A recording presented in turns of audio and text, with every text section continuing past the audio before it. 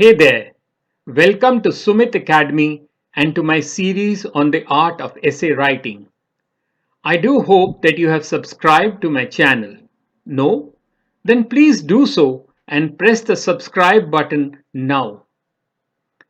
This is the fifth video of my series on the art of composing an essay.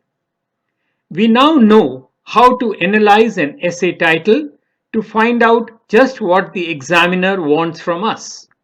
We have also understood the various types and forms of essays.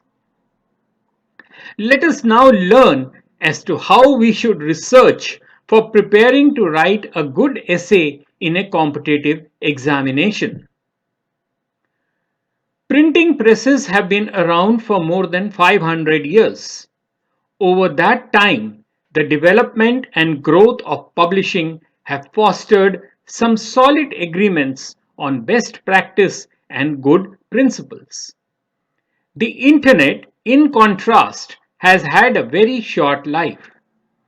A few decades of incredible growth have allowed an unbelievable array of resources to develop, but the checks and balances to help keep the standards high have not developed as rapidly.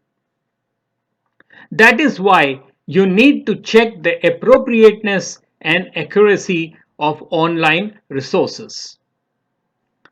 The best and worst of research is available on the internet, and this lecture will help you find your way through the confusing maze of sites that promise you everything. We will help you identify the sites that really deliver. Remember to use the internet for your research, but do not make it your only source. Use books and other print media as well. You need to exercise caution as you surf. The internet is an incredible resource for candidates, but it is still a new form of information.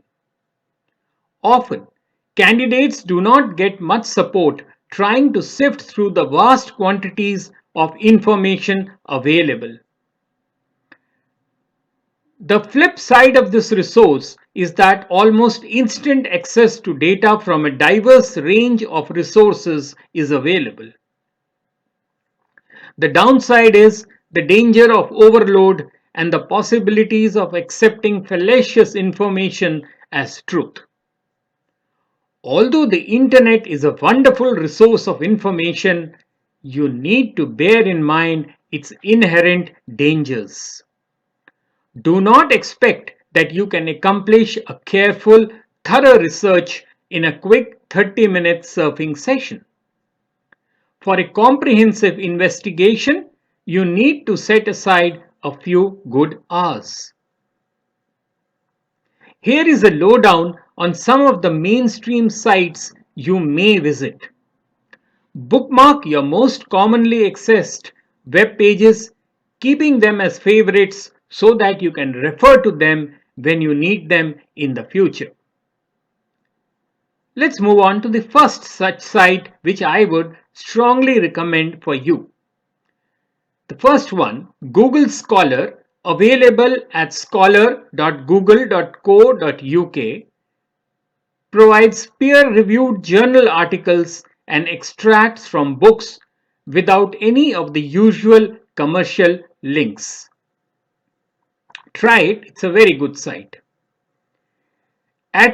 Secondly, at Ingenta Connect, available at ingentaconnect.com, you may have to pay for a full article, but you can access abstracts from free, and many academic libraries have a subscription.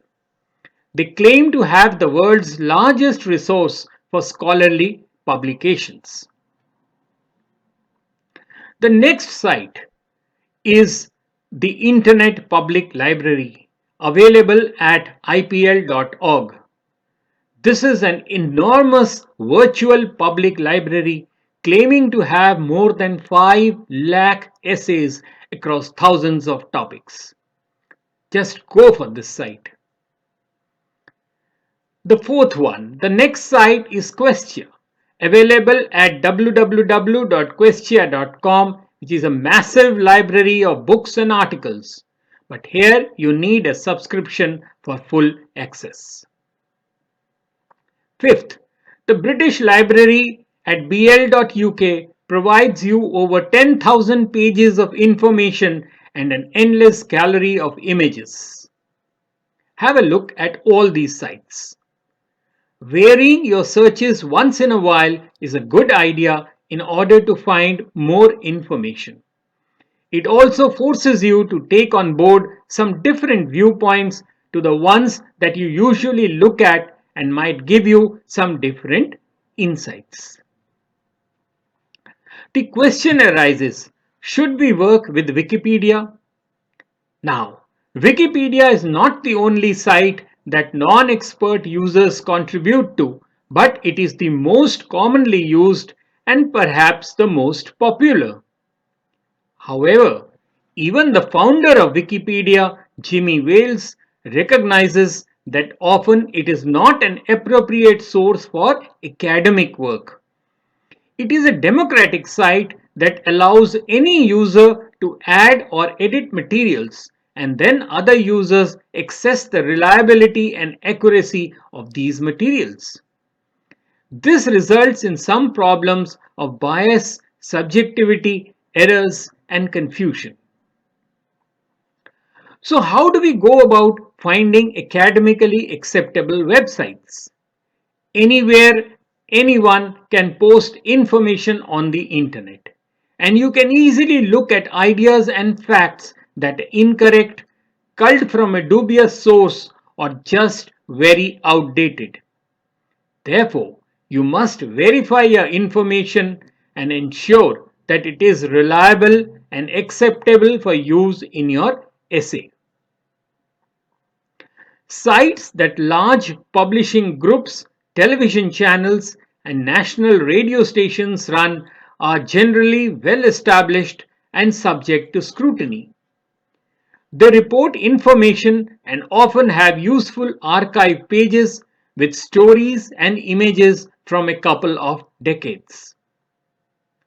For academic essays, you should stick to the quality press unless you are trying to show how the media dilutes and changes ideas.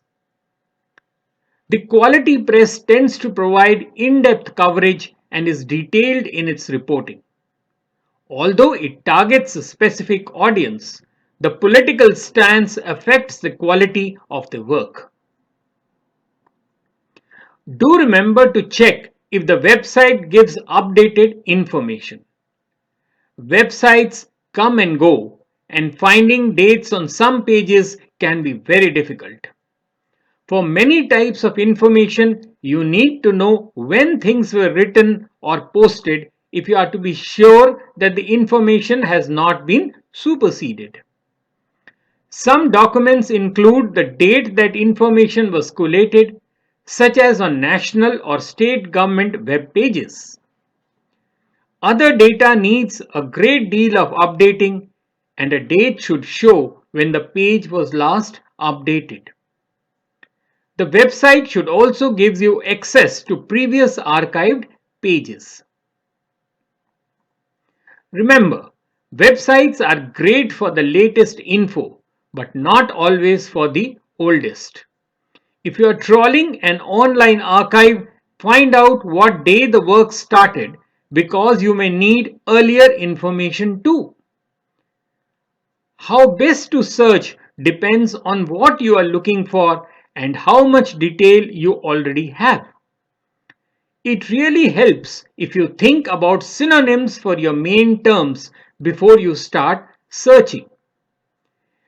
If you are looking for information about what people do in their free time, you should think about the range of keywords you can use.